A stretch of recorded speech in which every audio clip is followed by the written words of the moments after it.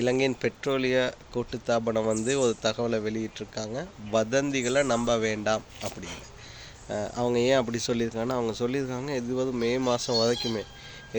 மே மாதம் வரைக்குமே இலங்கையில் மின்சாரத்தை உற்பத்தி செய்வதற்கு தேவையான எரிபொருளும் மற்றும் போக்குவரத்து தேவைகளை பூர்த்தி செய்வதற்கான எரிபொருள் எங்கிட்ட கைவசம் இருக்குது.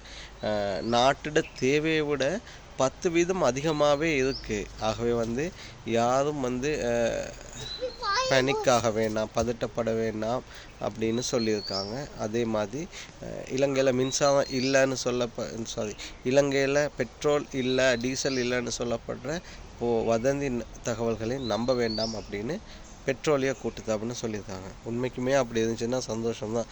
நாங்களும் பேசாமல் ஒரு 2 மாதத்துக்கு அப்பப்போ தேவையான பெட்ரோல் அடிச்சுக்கிட்டு ஓடலாம். அப்படி இருக்கணும்னு தான் நாங்களும் எதிர்பார்க்குறோம்.